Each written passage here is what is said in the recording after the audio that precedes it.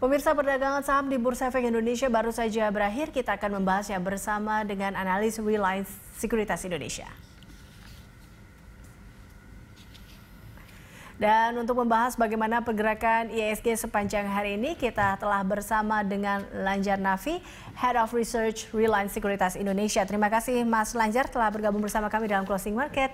Ini kita lihat tadi IHSG sempat menyentuh atau sempat rebound lah di zona hijau, sempat menyentuh level hijau, namun ditutup tipis kembali ke zona merah ya, melemah tipis. Nah, Anda melihat IHSG yang kembali tertekan, kembali ke zona merah ini seperti apa? Apa yang menyebabkan itu? Apakah memang tren teknikalnya seperti itu, atau karena melihat sentimen-sentimennya juga karena kita lihat bursa global dan juga regional juga bergerak cukup mix hari ini? Ya, secara teknikal memang pergerakan IHSG itu sedang menguji batasan level stop moving average 20 hari ya. Itu kan kalau dilihat dari teknikal MA20 itu berada di kisaran 50.65 dan beberapa hari ini IHSG terus menguji level tersebut sebagai batasan istilahnya stop loss indeks ya, dimana kalau dia breakout di level tersebut di MA20 ini akan mempunyai signal negatif ya, yang dimana akan melanjutkan pelemahannya atau berbalik terkoreksi melemah. Dan pergerakan memang terprediksi dia cenderung moderate tertahan di level tersebut. Dan tadi sesi awal memang sempat terjadi banyak aksi jual ya investor, dikarenakan beberapa laporan keuangan yang juga di luar ekspektasi kita, malah cenderung di bawah ekspektasi. Namun di sesi kedua ada laporan keuangan dari salah satu perusahaan produsen CPO di Indonesia ya, yaitu Astra Golestari ya, yang mengalami kenaikan laba bersih hingga 800%-an. Dan ini yang menjadi penopang IHSG hingga akhir sesi sempat melawan ya ke zona hijau, ternyata tidak kuat dan tutup lagi minus tipis lah. Tapi saya mengapresiasi ini, ternyata kalau saya lihat dari indeks sektoral itu sektor pertanian yang menjadi leadnya.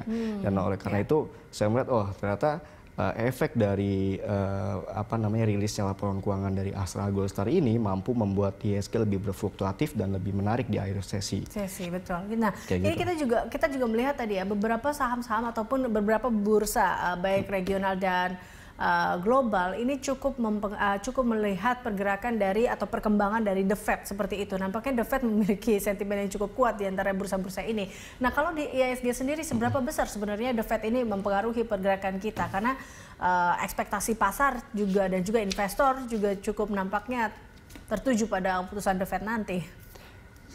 Untuk pengaruhnya sih memang ada pengaruh ya, namun kalau saya lihat tidak begitu besar pengaruhnya, cuman memang ada pengaruh di mana banyak investor global maupun domestik itu menunggu keputusan The Fed sebagai indikator, di mana kalau The Fed-nya ternyata bergerak dovish dengan penurunan suku bunga lagi mendekati angka 0% ya, itu signal negatif untuk investor global tentunya, karena kita tahu sebelumnya itu The Fed sudah mengucurkan triliunan dolar untuk melakukan pembelian kembali surat-surat hutang itu sebagai stimulus merangsang pertumbuhan ekonomi. Dan ternyata kalau The Fed ternyata lebih dovish dan terus menekan suku bunga hingga mendekati 0% atau negatif ya, itu menjadi sinyal negatif untuk perekonomian global. Tentunya pasti kan. Nah, makanya banyak investor mengaca ke sana melihat sebagai indikasi akankah The Fed ini bersikap agresif lagi ataukah memang dia sudah mulai memiliki poin. Kalau Anda sendiri Mas Lanjar melihatnya bahwa The Fed kira-kira akan bersikap seperti apa? Kalau saya lihat dari banyak ekonom-ekonom di Wall Street ya, banyak memperkirakan memang suku bunga akan tertahan di 0,25%. Dan ini ya kalau tertahan tuh cukup menarik kan, berarti The Fed tuh masih cenderung optimis dengan stimulus yang setelah mereka guyurkan kemarin gitu kan. Namun kalau dipangkas ya ini hati-hati, berarti ada apa nih gitu, ada tekanan atau kontraksi ekonomi yang cukup besar berarti dari COVID-19 ini yang masih banyak di kasusnya di Amerika ya, atau memang rebound ekonomi itu di global sudah bukan V-shape lagi dan bukan juga U-shape lagi kan, jadi lebih ke L-shape mungkin ya. Jadi mungkin ada moderate dikit ya, datar dulu baru reboundnya atau recovery-nya agak sedikit lama. Itu sebagai indikasi. Dan investor domestik tentu melihat ke arah sana sebagai indikator kondisi ekonomi global itu seperti apa.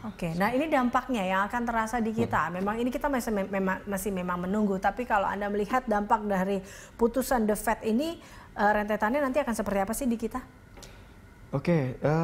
Di kita paling yang pertama ya itu aksi capital outflow akan terus ya. Memang kemarin kita sudah sempat naik tapi outflow-nya masih terus ya.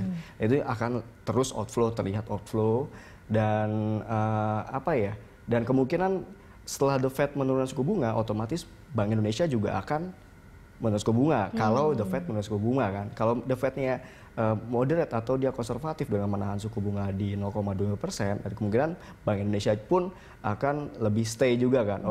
Di sana juga masih aman, berarti di sini juga harusnya lebih aman juga kita. Betul. Jadi mungkin rentetan seperti itu. Ada capital outflow, ada perubahan kebijakan baru dari pemerintah juga yang akan mempengaruhi dari indikator ekonomi kelanjutannya. Baik. Nah ini kita juga lihat salah satunya ada juga terkait dengan tarik ulur dolar Amerika dan juga harga emas yang menyentuh level rekornya ini. Ini Anda melihat seberapa besar sih sebenarnya pengaruhnya ini juga terhadap daya saing investasi dan di pasar modal yang hingga saat ini kita lihat pasar ya masih aja terus bergejolak sebenarnya melihat dua hal ini. Kalau melihat dari harga emas ya, harga emas ini naik karena muncullah kekhawatiran dari segi stabilitas ekonomi global ya dan juga dari geopolitik yang mulai memanas kembali dan juga investor melihat aset yang untuk melindungi nilai aset mereka itu sudah di bagian treasury atau di obligasi itu sudah mulai kecil ya yieldnya, otomatis ya mereka masuk ke logam mulia seperti itu. Itu sih ngeliatnya seperti itu dari efek kenapa permintaan emas itu melonjak signifikan di global ya, terutama memang investor yang sudah melihat ekonomi itu agak sedikit kontraksi gitu. Jadi yaudah saya melindungi nilai aset saya dengan membeli emas. Baik. Terakhir, jadi prediksi IHSG besok menurut Anda seperti apa Mas Lanjar dan tentunya rekomendasi saham dari Anda? Ya. Kalau untuk IHSG besok ya, ini masih ada kemungkinan bergerak moderate. Ya kita menunggu nanti malam sih ya, kalau The Fed-nya ada sinyal dovish lebih ini lagi ya hati-hati aja. Cuman kalau masih moderate aja, kita bisa ada kemungkinan menguat sih untuk pergerakan di hari Kamis nanti. Dengan level supportnya mungkin di 5065 dengan resisten di kisaran 5150 sih untuk IHSG. Dan untuk rekomendasi sahamnya, saya melihat nih ada potensi di perusahaan-perusahaan produsen CPO nih ya, melihat ahlinya mengalami pendapatan atau penjualan CPO-nya lebih meningkat dibandingkan tahun sebelumnya. Otomatis bisa diperhatikan ahli, LSIP, SIMP dan lainnya. Dan untuk emiten produsen emas juga perlu diperhatikan kembali ya, ada kemungkinan emasnya rebound juga, bisa MDKA dan SGMI dan ada PSAB ya. Dan selanjutnya mungkin mesti diperhatikan di saham-saham perbankan yang sudah mulai ada rilis data laporan keuangan. Meskipun BCA tadi ini laporan keuangan tidak sesuai ekspektasi kita, ternyata ada sedikit menurun kan. Nah, kita menunggu lagi nanti ada laporan keuangan dari perbankan yang juga perlu diperhatikan. Baik. Terima kasih Mas Lanjar telah bergabung bersama kami dalam Closing Market.